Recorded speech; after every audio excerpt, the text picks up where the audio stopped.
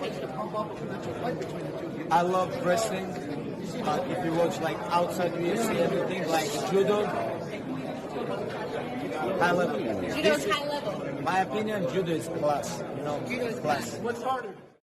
Hi, this is Shadi, and in this video I'm gonna be taking on Khabib the Eagle Nurmagomedov and see what kind of judo moves he does in the octagon. For those of you who don't know, Khabib Nurmagomedov is a very much accomplished MMA fighter with a record of 28-0. He will no doubt go down in history as one of the greatest of all time. He is skilled in judo, wrestling, and sambo, and we're gonna see how he uses his judo in the octagon. We all know that his foundation or his main go-to is wrestling in the octagon, but when things fail in the big wrestling takedowns, I've noticed that he would complement it or supplement it with judo subtle takedowns. And in this video we're gonna be taking a look at the obvious and the very much subtle and discuss the etymology and the techniques behind his takedown system. So we're gonna start with the very much obvious ones, and that is the uranage. Uranage is pretty much a staple in both judo and wrestling, and it means the rear throw. And in judo, in the IJF, the Russians are very particularly skilled in the uranage, as you can see here. Much strength, leverage, and brilliant technique overall by Khabib. Now, uranage means backward throw. It can be either the opponent facing you on the side, it can be the opponent facing you, giving you their back, and it can be the opponent giving you their front, which makes it in wrestling terms belly to belly suplex. Let's look at it from the judo context. Here, from a strike in the kata, the opponent kind of gives his side or his ribs and you just throw backwards. Uranage. It can also be used as a counter. Particularly the Russians and the Georgians in judo use it as a counter pretty much all the time. With sheer strength and good technique, they have mastered it and kind of made it their specialty.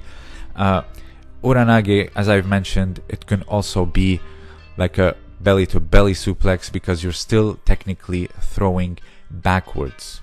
So it's a belly to belly side and also someone giving you their full back in case you are countering them.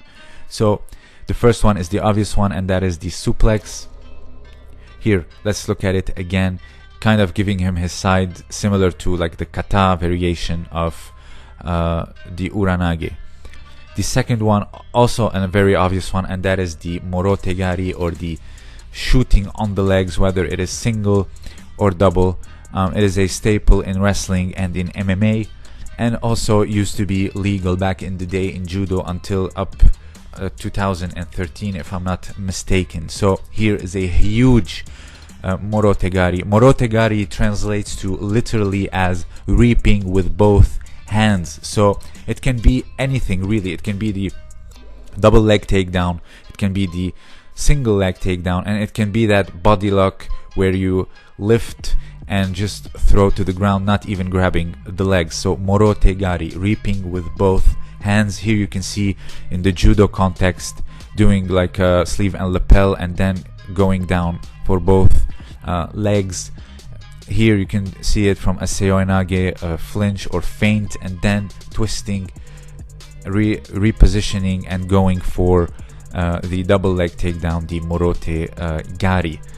So again, these are moves that were highly pronounced and very highly important in judo and wrestling. As he said, judo is class. Here you can see the rotation done to the other side after seoinage and finished with a double leg takedown.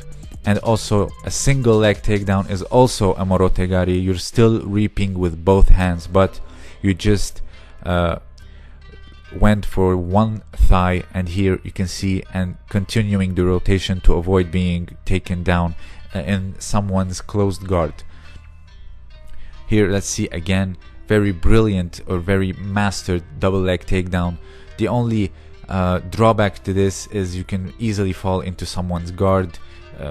In the case of Tony Ferguson, it can be very dangerous, and also you can get like Ben Askren, a knee to the face. So the second is here. It's a very detailed takedown. There's a lot here going on that you might have missed. He went for a kochigari and went for a kosoto gake in the end.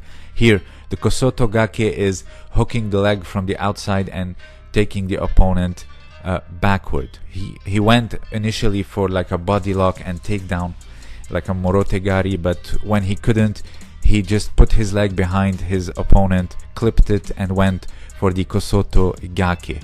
Here you can see it's a clip like on the outside and taking your opponent backward.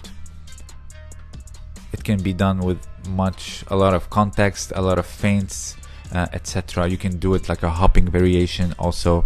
So he went for a kochi, but then went for a kosoto gake. Let's see it again. So here you can see he's trying to sweep the leg on the inside. He couldn't, and then eventually put his leg on the outside and pushed his opponent backward for the kosoto gake. Now let's take a look at the kochigari, which he tried to go for first, and that is a minor inner reap.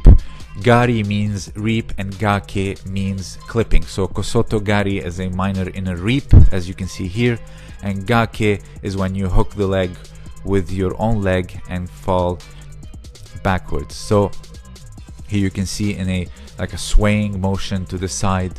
There's many variations to the kochigari, and we're gonna see an example of a successful kochi with Khabib later. Here you can see like you can clip, that's a gake or a makikomi. There's many words to it, but basically gari is a reap, gake is a clipping with your own leg. You can see it's becomes kind of like a different technique. You can continue rolling in order to avoid falling into someone's closed guard and being caught and just get in trouble.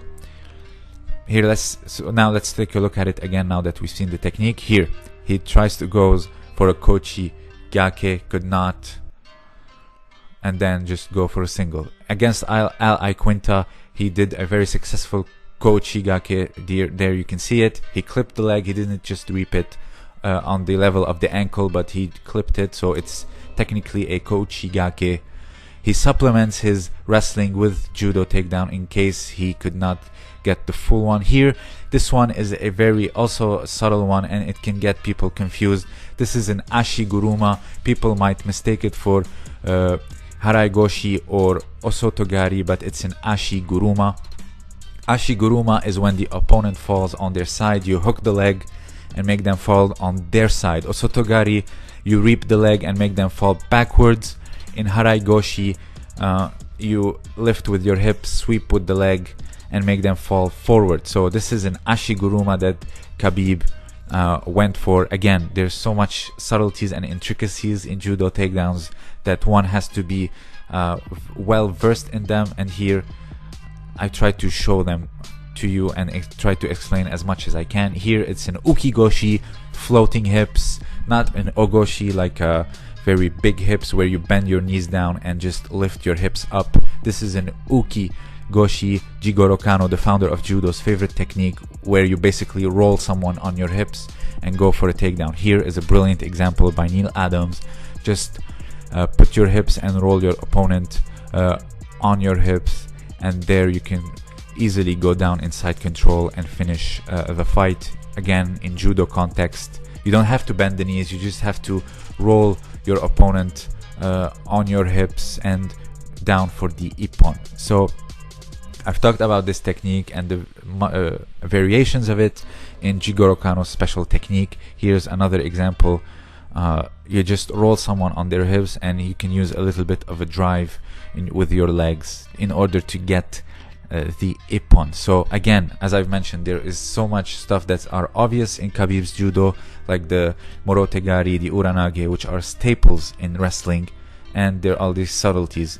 Here it's an ochigari, a major inner reap, again a big move in judo. Here we can see it in the judo context.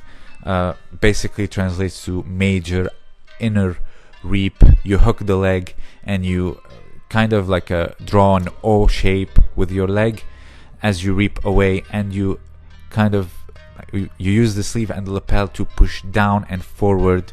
And again, there are drawbacks in this in the MMA context, as you can fall in the closed guard of your opponent, but luckily in MMA you have ground and pound, you can hammer away even if you are in someone's guard. So it has its drawbacks and how do you say, positives and negatives.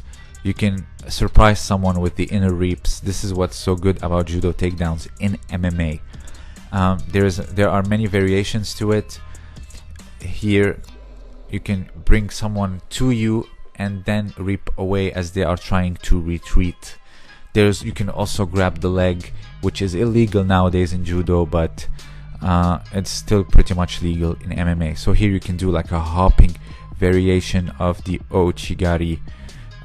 Again, these techniques have so much variations to them, make them very versatile in whatever situation you are in. Here you can grab the leg, reap it, and do an ouchigari with the other. So it's important to see them in judo context and how they translate into MMA with Khabib. Here, let's see it again. He has like a body clinch because there's no sleeve and lapel, and then goes in with the hips square, not squared, like a perpendicular, and reaps away and turns, drawing a big O. Here's Khabib in Paris Saint-Germain club doing the ouchigari. So you can see that judo has a big influence in his arsenal of techniques in MMA. So I hope you enjoyed this little breakdown. There's also the submissions that he does in order to finish off his opponents. For example, the hadaka jime, or the rear naked choke with its variations like Connor and Poirier, and there's also the kimura he used. But you really don't need me on this one because they're very obvious. Anyone who's just a beginner in BJJ or knows a bit of judo knows these techniques, so you really don't need me on this one. But when it came to the takedowns, there are a lot of subtleties, and I felt that they can be talked about and discussed and explained. So if you enjoyed this video, let me know down below. Click the like button if you learned a thing or two. If you have anything else to add, please, the comment section is wide open. This was Shadi, and thank you for listening.